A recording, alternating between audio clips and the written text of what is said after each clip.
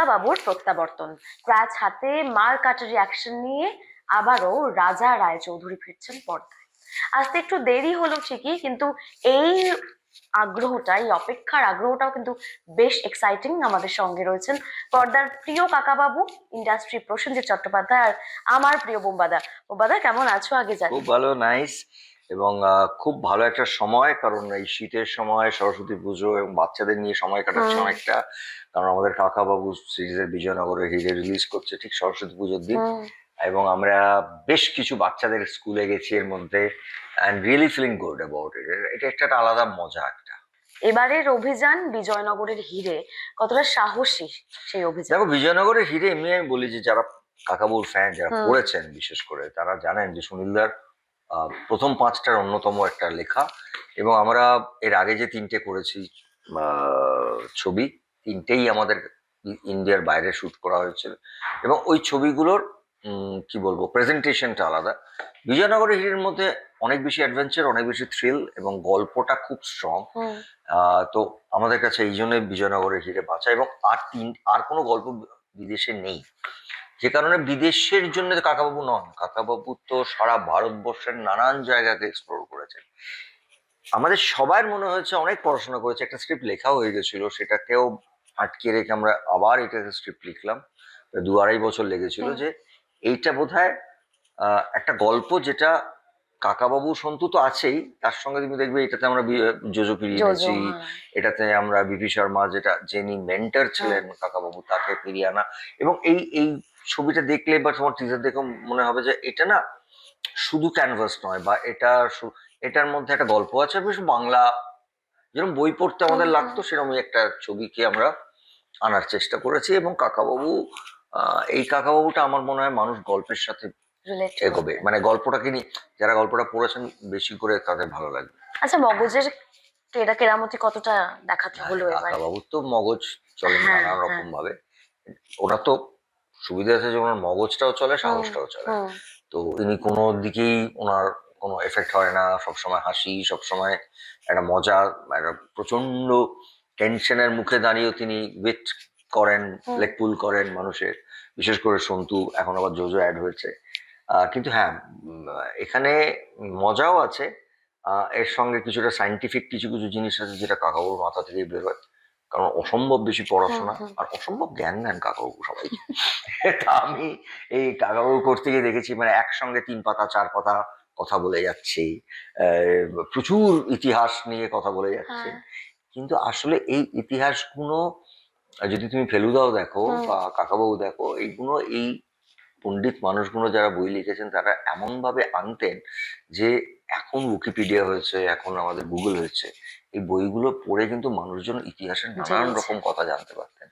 সেইভাবে কাকাবাবু, বিজয়নগর তো একটা আমাদের কাছে হিস্টোরিক্যাল জায়গা, এবং বিজয়নগর নিয়ে প্রচুর ইতিহাস আছে আমরা জানি। মানে আমরা শুটিং করতে গিয়ে শুটিং কম করতাম, বলে এইটা পড়ছি, এটা দেখছি, মনে হচ্ছে এটা তো আমরা পড়েছি, এটা তো আমরা জানি। এক একটা পাথরের উপর এক একটা জিনিস লেখা আছে, সেটাকে আমাদের সঙ্গে লোকও ছিল যিনি আমাদেরকে বোঝাচ্ছিলেন যেটা কি লেখা আছে। তা আমার কাছে মনে হচ্ছে যে ওই ওই জিনিসটা যেটা আমরা করছি, তো সুনীলদার লেখাতে তো কাকাবাবুর তো ওইটাই আছে, ওই ইতিহাসটাকে বার করা। So it was very exciting. অ্যাকশনটা কি এবারে বেশি? একটু অ্যাকশন আছে, কাকাবাবু সন্তুর আছে, এবার এখন সন্তু বড় হয়ে গেছে। আর সন্তু তো এমনিতেও ক্যারাটে জানে, মানে আমাদের অরিজিনাল সন্তুও জানে, আর হ্যাঁ আরিয়ানও জানে। সো এটাকে ইউজ করা হয়েছে। হ্যাঁ, একটু অ্যাকশন আছে, তবে হ্যাঁ মানে কাকাবাবুর অ্যাকশন কাকাবাবুর মতন, তবে একটা একটা সোয়াগ আছে, মার্কাটারি ব্যাপার আছে একটা, না?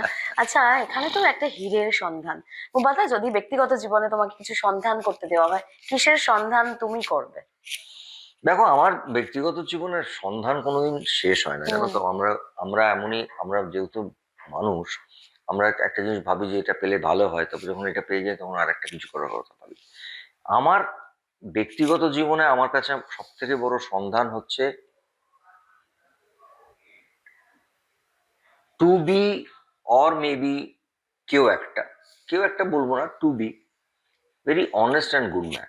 মানে এটাই আমার সন্ধান। মানে আমার লড়াইটা থাকে যে একটা মানুষ মন্দ হতে পারে, ভালো হতে পারে, যে মানুষ হিসেবে একটা মানুষকে যাতে মানুষ অ্যাকনলেজ করেন, তার একটা সন্ধান বা লড়াইটা আমার সবসময় থাকে। মানুষের কথা বললে, বুবাদা মানুষ চিনতে পারো? ভালো মন্দ মিশিয়ে তো আমি আমরা। খুব একটা বেশি চিনতে পারি না। ঠকেছো? প্রচুর। হ্যাঁ। হ্যাঁ, মানে আগে অনেক বেশি কি বলবো, বিশ্বাস করে ফেলতাম আমার ছোটবেলায়, বা আমরা যখন কাজ শুরু করেছি হুম। সময়ের সঙ্গে সঙ্গে একটা ম্যাচুরিটি এসছে। কিন্তু আমি না চরিত্র ওয়াইজ, ব্যক্তিগতভাবে আমি একটা ইন্টারভিউ দিচ্ছি বলে বলছি না, কারণ তোরাও জানিস যে আমি ওইভাবে বানিয়ে কোনো কথা বলতে পারি না। আমি না মানুষকে অবিশ্বাস করতে চাই না। কিন্তু তার সাথে তুমি ঠকবে বারবার। ঠকবো, কিন্তু আমি একটা মানুষ, যাকে আমরা মানুষ বলছি, তাকে হুম। আমি প্রথমেই অবিশ্বাস কেন করব? মানে তাহলে আমরা কেন মানুষ হলাম? হুম। মানে আমি ওই ধারাটাতেই বিশ্বাস করি, যে মানুষটাকে আমি বিশ্বাস করি। হ্যাঁ, এখন যেটা হয়েছে, আমি নিজেকে হয়তো আগে এখন প্রোটেক্ট করতাম না, এখন হয়তো ওই অভিজ্ঞতার সঙ্গে, জীবনের অভিজ্ঞতার সঙ্গে ওটা শিখে গেছি যে এটা আচ্ছা এতটা হলেও আমি এই জায়গাটা নিজেকে প্রোটেক্ট করবো। কিন্তু আমি না মানুষকে অবিশ্বাস প্রথমেই করে ফেলা, যতক্ষণ না সে সেরকম কোনো কাজ করেন, এবং আমি দেখেছি তার ফলটা কিন্তু পাল্টে গেছে। তুমি জানবে, তুমি যদি মানুষের কাছে খুব ট্রান্সপারেন্ট হও হুম। না, সেই মানুষটার তারও তো একটা বিবেক আছে। সে একটা লেভেলের পরে সে নয় নিজেকে এক্সপোজ করবে, না নিজে সরে যাবে। আচ্ছা, এই যে আমি বললাম, তুমি বললে যে অনেকবার ঠকেছো, অনেকবার খারাপ লেগেছে, নিজে সরিয়ে সরে আসো নাকি ঠিক আছে সময় না, আমি দিচ্ছি? ভীষণ পেশেন্স, আমার চিরকালে, আমি ভীষণ ছোটবেলা থেকে আমি যে কোনো জিনিসটা, আমার ধৈর্যের লেভেলটা হুম। প্রচুর। একটা সময় অবধি অবশ্যই ধৈর্য রাখি, ধৈর্য দেখাই। তারপর আমার আমার চরিত্র ওয়াইজ আমি যে কোনো জিনিস থেকে আস্তে করে উইথড্র করি, হ্যাঁ। সরে আসি। এই খারাপ লাগার সময়গুলোতে কোন বিষয়টাকে আঁকড়ে ধরো তুমি? কি লাগে? একটাই, আজীবন করে এসছি, আমার বইতেও লেখা আছে, তোমরাও জানো, আমার দর্শকরাও জানেন, কাজ, অভিনয়। এটার বাইরে আমি কিছু আঁকড়ে ধরিনি। এটাই আমার বেঁচে থাকার ওষুধ, বা বলতে পারো বেঁচে থাকার প্রেরণা। আর যতবার আমি কাজে ফিরে এসেছি আবার, মানে আমি ছেড়ে যাইনি কখনো। না। ওই যদি পার্টিকুলারলি একটা ঘটনার পরে যদি আমি ফিরে এসেছি, ঈশ্বর অদ্ভুত ভাবে আমাকে আশীর্বাদ করেছেন এবং আমাকে অসম্ভব ব্লেস করেছেন। সো ওই কাজটা না আমার থেকে যাওয়ার কাজ হয়েছে। তোমরা ছেড়ে যাওয়ার কথা বললে, জায়গা ছেড়ে দেওয়ায় বিশ্বাসী?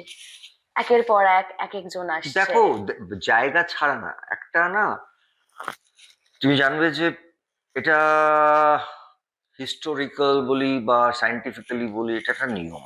নিয়ম, হ্যাঁ। একটা নিয়মকে তোমায় মানতে হবে, একটা নিয়মের সঙ্গে তোমায় চলতে হবে। তার জন্য কোনো লড়াই, যুদ্ধর দরকার হবে না। কিন্তু হ্যাঁ, জায়গাটাকে ছেড়ে দিয়ে আমি আর একটা যে লোককে জায়গা করে দিচ্ছি, সেটা আমি বিশ্বাস করি না। আমার নিজের জায়গাটাকে নিজের মতন প্রতিষ্ঠিত থাকলো, সেই লড়াইটা আমি করে যাব। কিন্তু আর একজন এসে আমার থেকে বেটার জায়গায় যেতেই পারে। হুম। কারণ আমি যদি আমি যদি অভিনেতা হিসেবে ভাবি যে আমার পরের প্রজন্ম হুম। বা আমার ছেলে আমার থেকে আরো ভালো কাজ করবে, তাতে আমার কোনো অসুবিধা হয় না। কিন্তু আমার যে তৈরি করা জায়গাটা, যার জন্য আমি 40-45 লড়াই লড়াই করেছি, করেছে। সেইটুকু দিয়ে আমি খুব সেন্সিটিভ। সেইটাকে ঠিক করে রাখার জন্য আমি প্রচুর পরিশ্রম করব, কিন্তু আমি ওইটুকুকে ঠিক করে রাখতে চাই। একটা কঠিন লড়াইয়ের উদাহরণ দেবে তোমার? খুব কঠিন। দেখো, কঠিন লড়াই আমার জীবনের প্রথম দিকে অনেক অনেক ঘটনা আমার ব্যক্তিগত জীবনে দমদমে হয়েছে। থাকাকালীন অনেক হ্যাঁ, শুনেছি। দমদমে হয়েছে, তারপরে পরবর্তীকালে আমার ব্যক্তিগত জীবনে হয়েছে। আহ বিয়ে করার পরে বিয়েটা ভেঙে গেছে, তখন তো একদম বাচ্চা, হুম। মানে তখন ওটা আমাদের কাছে একটা, কি বলবো, মানে হার্ট ব্রেকিং। এবং আমি প্রায় 2 বছর প্রায় 1.5-2 বছর কাজ করিনি, নিজেকে ঘরের মধ্যে বন্ধ করে রেখেছি। কিন্তু আলটিমেটলি দেখেছি বা বুঝেছি, বা আমার ইন্ডাস্ট্রির মানুষ বুঝিয়েছেন যে তোমাকে দরকার। হুম। তো আবার আমি যখন সেই, কি বলবো, ট্রমাটার থেকে বেরিয়ে আবার নতুন করে নিজেকে, উম, আমার কাছে 3 বছর এরকম সময় গেছে যে ধরো উম, কোনো কারণে আমাকে কেউ সাইন করেনি। হয়েছে এরকম? হ্যাঁ, 3 বছর কোনো ছবি করি, হ্যাঁ। দুবার এই বছর। সেটা কোন সময়ের কথা বলছো? বছরটা মনে নেই, আমি তখন গিয়ে একটা বুদ্ধদেব দাশগুপ্ত করেছি, তখন গিয়ে একটা অন্য কোনো কাজ করেছি, এবং সেইগুলো আমাকে অ্যাচিভমেন্ট আমাকে একটা অন্য লেভেলে দিয়েছে। কিন্তু আমি আবার ফাইট ব্যাক ঘুরে করেছি। দাঁড়িয়েছো? মানে এটা আমার কেরিয়ারে এরম এরম এরম হয়ে চলেছে। তোমারও ক্যারিয়ার হ্যাঁ, চলেছে? হ্যাঁ। আরে, আমার কেরিয়ারে 10 বছর অন্তর অন্তর বলেছে প্রসেনজিৎ শেষ। মানে শেষ? শেষ বলবে না, আর কতদিন, এটা তো সবাই মিডিয়া লিখেছেন, বলেছেন, দর্শকও বলেছেন যে আর কতদিন দেখবো এক মুখ, এবার অন্য মুখ। সেই এবার সময়টা নিজেকে কিভাবে হিল করলে কাজ, যখন শুনেছো? কিচ্ছু হিল না, কাজ। ঘরে বসে থাকতাম, ভাবতাম পারফেক্ট একটা রোল, পারফেক্ট একটা ডিরেক্টর, পারফেক্ট একটা স্ক্রিপ্ট, পারফেক্ট একটা কাজ, এবং কাজের ধারাটা আলাদা। Hmm but I been always blessed যে আমাকে, কারণ ওইটার মধ্যে আমার অনেস্টি ছিল, ওটার আমার কোনো রকম, আর আমি অন্য কারোর কোনো সাহায্য নিইনি। আবার জীবনে আমি অন্য, মানে সাহায্য মানে অবভিয়াসলি ডিরেক্টর প্রডিউসারদের সাহায্য আছে, মানে আমি বলতে চাইছি অন্য কোনো কিছুর, মানে সিনেমার জন্য আমাকে অন্য কিছুর সাহায্য নিতে হয়নি। আমি একটা জিনিসই বিশ্বাস করে এসেছি, সিনেমা সিনেমা সিনেমা, আর সেটা যদি সঠিকভাবে করা যায় উইথ ইউর হার্ট, এটা অডিয়েন্স দেখেন, ফাইনাল জাজমেন্টটা ওনারাই দেন।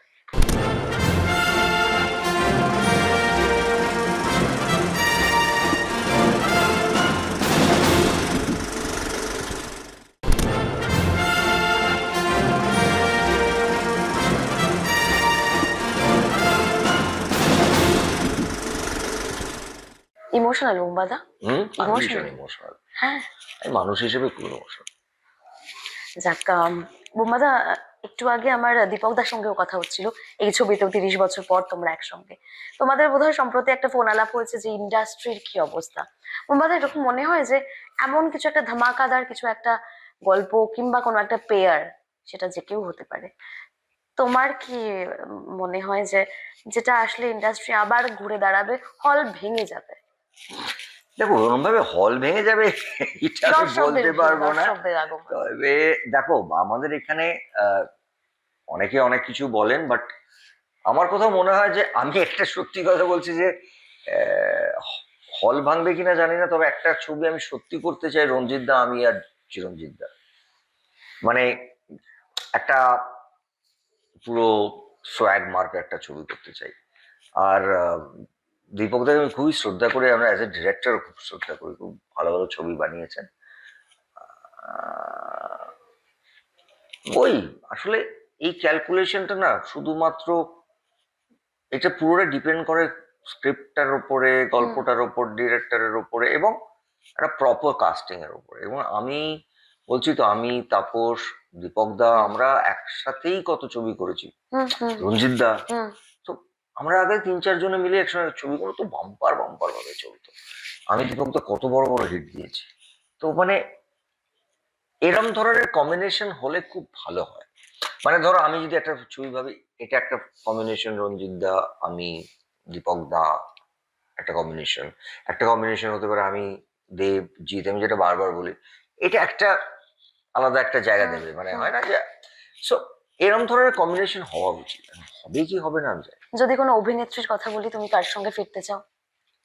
ফিরে কেউ তো কোথাও যায়নি, মানে আমি দেবশ্রীর সাথে একটা কাজ করতে চাই, ঋতুর সাথে একটা, দুটো ঋতুদির করেছি, সাথে আবার একটা কৌশিকদার হয়তো নতুন করবো। ছবি করবে। মানে ছবিটা এখনো ফাইনাল হয়নি, বাট হ্যাঁ মানে একটা কাজ করবো। এবার আমার আর ঋতুর কাজ মানে 6 মাস 9 মাস লেগে যাবে স্ক্রিপ্ট লিখতে, কারণ আমরা তো ঠিক রেগুলার নায়ক নায়িকা নয়, আমাদের চরিত্র দুজনেরই একটা ম্যাচুরিটি আছে। তো ডিরেক্টর যিনি যিনি লিখবেন তার বেশ সময় লাগে আমাদেরকে নিয়ে ছবি করতে, কারণ আমরা দুজনেই অদ্ভুত ভাবে অ্যাকসেপ্টেড, অদ্ভুত লোকে আমাদের থেকে প্রেম চায়, আবার বিচ্ছেদও চায়, নানা রকম। তো সেই পরিচালক বা যিনি লিখবেন তাকে ভাবতে হবে। তবে হ্যাঁ, ভালো ডিরেক্টরদের সাথে আমরা কাজ করবো বলে আমার ধারণা, এবং মানুষজন দেখেন, আমাদের ভালোবাসেন। একটা ছবি নিশ্চয়ই আমি করতে চাই দেবশ্রী রায়ের সঙ্গে। কোনো যদি ডিরেক্টর কোনো, এসেছেন? না এরকম আসেনি, যদি কখনো এরকম সাবজেক্ট আসে তখন তুমি কথা এই বলবো। এই এই মানে এই অপশনটা তুমি এর আগেও আমার সাথে একবার সাক্ষাৎকারে দিয়েছিলে যে আমি তো অনেক বছর দেবশ্রী ধরে রায়ের বলছি। সাথে তুমি ফিরতে চাও। হ্যাঁ মানে কাজে। অনেক বছর ধরে বলছে, she is one of the finest actress আমাদের এখানে। এসই আবার বলি না যে সিনেমাটা না ওইভাবে হয় না, হয়তো একদিন ফটাক করে একটা ভালো গল্প আসবে, যে গল্পটা আমার মনে হবে, বা ডিরেক্টরের মনে হবে, বা রাইটারের মনে হবে, এটা আপনি আর চুমকিদি করলে ভালো হয়। তখন জিনিসটা এটা না আস্তে আস্তে রান্না করার মতন, একটু একটু একটু করে একটা সিনেমা তৈরি হয়। মানে আমি অমুকের সাথে ফিরলেই যে হল ভেঙে যাবে তা নয়, আবার অমুকের সাথে ফিরলে যে হল ভাঙবে না এটাও না। তো সিনেমাটা না ভীষণ আনপ্রেডিক্টেবল, মানে পৃথিবীতে কেউ বলতে পারবে না যে আমি সিনেমার থেকে বড়, সিনেমা হচ্ছে সব থেকে বড়। কিন্তু হ্যাঁ, চুমকির সঙ্গে একটা মানে বাকিদের সাথে অনেকের সাথে হয়ে গেল, হুম। দেবশ্রীর সাথে একটা কাজ বাকি আছে, আমি রচনার সাথেও একটা ছবি করতে চাই, ও আমার সঙ্গে একটা হিট পেয়ার। তুই আবার কারেক্ট একটা গল্প দাও। বোবাদা, আমি একটা খুব সাহস নিয়ে একটা প্রশ্ন করব। চুমকিদির সঙ্গে ধরো ছবি করলে তোমরা, ভেবে নিচ্ছি আমরা, প্রথম কি কথাটা বলবে যেটা কখনো বলনি, কিংবা এতটা সময়, একটা দীর্ঘ সময় কথা না বলে থাকা? লেটস বি ফ্রেন্ড, বন্ধু আমরা। মানে হয়ে গেছে বহু বছর, মানে ছেলের এখন বড় হয়ে গেছে, বন্ধু আমরা, মানে উই আর ফ্রেন্ডস, এটাই এটাই বলবো। কখনো অ্যাপ্রোচ করেছো, কখনো কথা বলার না চেষ্টা? এরকম হয়নি, মানে সুযোগ সুবিধা হয়নি, হলে বলবো। কোনো স্বপ্নের চরিত্র আছে বোম্বাদার? ও বাবা, ও অনেক চরিত্র আছে। যেমন? দেখো আমি সবসময় বলি যে আমি এখন, আমি বলছি না এক্স্যাক্টলি ওই ক্যারেক্টার, মানে আমার কাছে একটা গডফাদার আর জলসাঘরের মেশানো একটা স্বপ্ন আছে, কিন্তু কমেডি করতে চাই, খুব ভালো কমেডি, মানে হুম। কমেডি যেটা থেকে যাবে। একদম।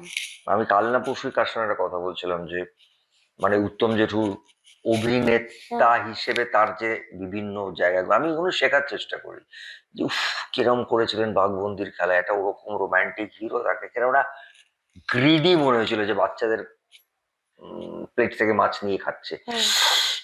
এই যে এই যে মানুষগুলো, ওই উত্তম জেঠু তো অনেক আগে চলে গেছেন, মানে তাদের যে পারফরমেন্সের লেভেল এবং তারা যে রিস্ক নিয়ে নিয়ে চরিত্রায়নগুলো করেছেন, আমি সত্যি কথা বলছি, ওদের আমি কালকে না পরশু এটা নিয়ে আলোচনা করছিলাম যে এরকম একটা গ্রিডি ক্যারেক্টার করতে চাই, মানে যেটা মানুষের কাছে মনে হয় যে লোকটা মারো।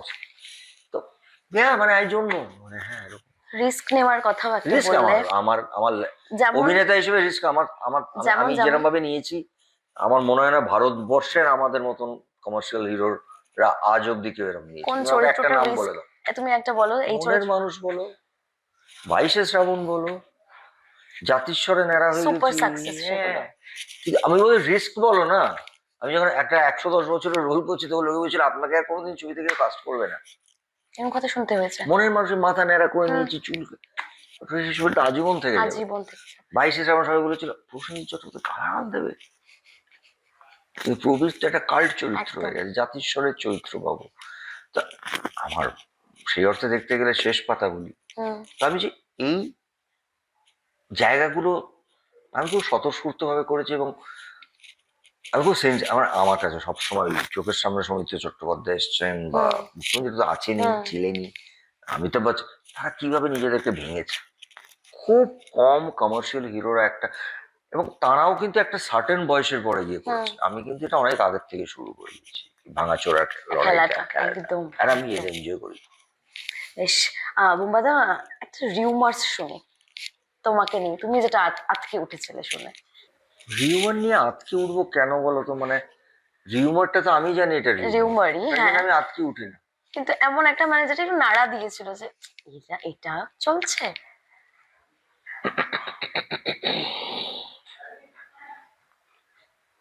আসলে এখন সব সোশ্যাল মিডিয়া টিডিয়া হয়েছে, তো মানে অনেক কিছু, এগুলো তো সত্যি আমার নাড়ায় না। তার আগে না গো, আমার মনে পড়ছে না এক্ষুনি কিছু, আর আমি বানিয়ে বলতে পারবো না, মানে নাড়িয়ে দিয়েছে এরকম কারণ রিউমারটা রিউমার, রিউমার। আমার কাছে রিউমারটা রিউমার, যখন আমি বিলিভ করি না, তখন আমি মানে বেশ। আচ্ছা, কি বলবে ছবি নিয়ে?